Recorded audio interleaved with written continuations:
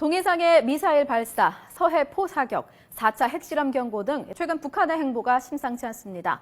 특히 오바마 미국 대통령의 방한 일정에 맞춰서 추가 도발을 감행할 수 있다는 우려가 나오고 있는데 전문가 연결해서 좀 더 자세한 이야기 나눠보겠습니다. 김용현 동국대 북한학과 교수 전화로 연결돼 있습니다. 교수님 안녕하십니까? 네, 안녕하십니까? 네, 최근 북한의 이딴 위협, 미국을 향한 메시지, 즉 대미 압박용이라는 분석이 나오고 있습니다. 이 오바마 대통령의 방한 일정이 확정이 됐는데요. 북한의 추가 도발에 대한 우려가 커지고 있는데 교수님 어떻게 보십니까? 그 가능성들에 대해서 대비 태세가 있어야 되는 부분이 분명히 있습니다. 네.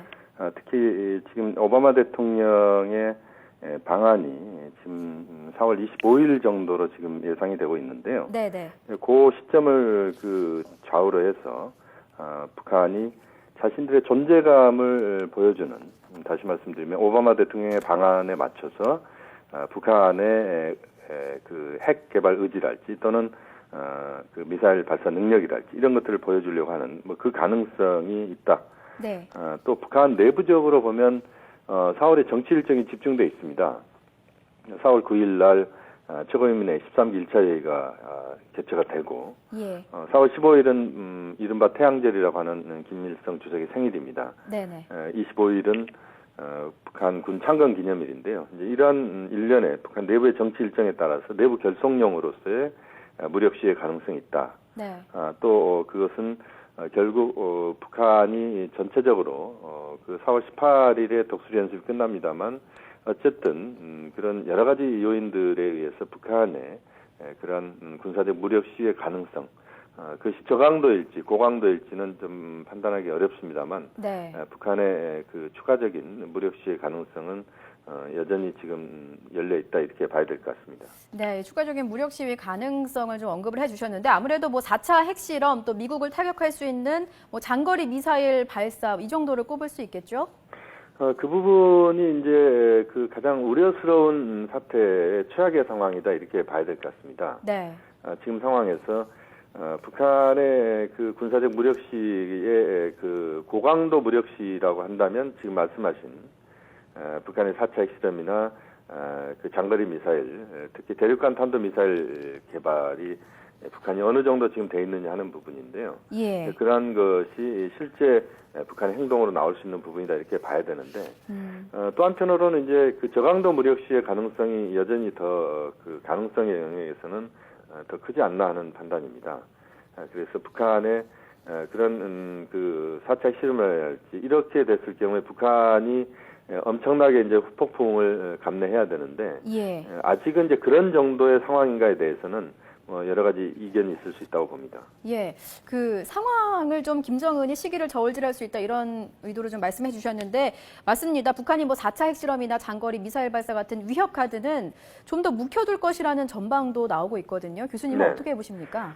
저도 그 가능성의 영역에서는 4차 핵실험이나 장거리 미사일 발사와 같은 부분은 바로 당장 저는 그 북한의 행동에 옮기기보다는 네. 이러한 카드를 계속 그 만지작거린다 이렇게 표현을 할 수가 있을 것 같은데요. 만지작거린다. 예. 예, 그걸 통해서 미국과 국제사회를 압박하는, 그리고 자신들의 존재감을 과시하는, 그리고 육자담 재개 문제랄지 그런 전반적인 북한의 대외 관계를 풀어가는 데 있어서 북한이 판을 주도하겠다는 예. 그러한 입장을 북한이 보일 가능성이 높다. 그렇게 본다면 오바마 대통령의 방한을 기점으로 하는 그 시기들의 저강도 무력 시 그 북한의 단거리 중거리 미사일 발사랄지 예. 이런 행동이 그 현실화될 가능성이 오히려 좀 더 높고, 그런 4차 핵실험이나 이런 것들은 좀 더 북한이 상황이 아주 나빠지는 과정, 특히 육자담에 전혀 진전이 없거나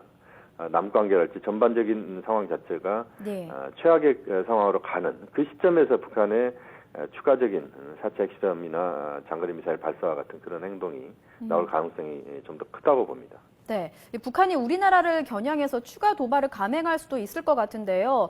최근에 발견된 파주에서 투략 무인기나 백령도에서도 또 무인기가 발견이 됐는데 네네. 이렇게 된다면 전방 지역이나 서해 5도 지역이 조금 우려스러운데 어떻게 보십니까?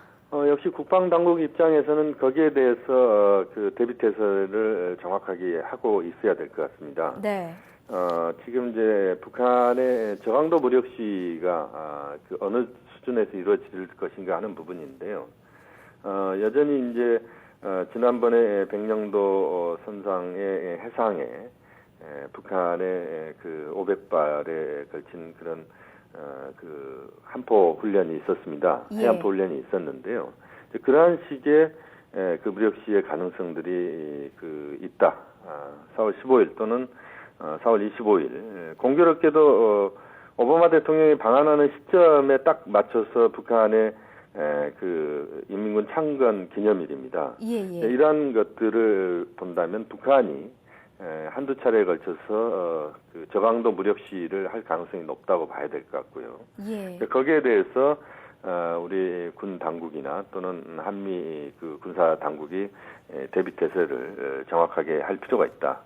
또 이제 그 과정에서 북한이 그러한 추가적인 무력 시위가 나오지 않도록 하는 외교적인 또는 남관계 차원에서의 설득, 압박 이런 것들이 충분히 이루어져서 그런 상황이 발생하지 않도록 하는 것이 우선 가장 바람직하다 이렇게 볼 수 있겠습니다. 네, 사실 지난 2월이죠. 이산가족 상봉 행사 이후에 좀 훈풍을 기대를 했었는데 네네. 남북 관계가 좀처럼 실마리를 풀지 못하는 것 같습니다. 특히 박 대통령의 유럽 순방 이후에 이런 분위기가 더 고조되는 것 같은데 네네. 북한의 속내를 좀 어떻게 예측해 볼 수 있을까요? 역시 북한 입장에서는 북미 관계나 또는 북한의 대외 관계 또 남북 관계에서 끌려가지 않겠다는 겁니다.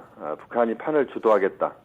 남북 관계도 그렇고 드레스덴 선언이 나왔습니다만 북한은 상당히 냉소적으로 지금 반응하고 있습니다. 예. 이것은 결국 박근혜 정부에게 북한이 끌려가기보다는 판 자체를 북한이 끌고 가겠다. 또 그 육자회담 재개 문제랄지 이런 부분에 있어서도 역시 북한이 그 상황 자체에서 끌려가기보다는 예. 자신들이 판을 끌고 가겠다. 또 지금의 한반도의 상황에서 전반적으로 지금의 국면들이 북한으로서는 상당히 불만스러운 부분이다 이렇게 판단하는 것 같고요.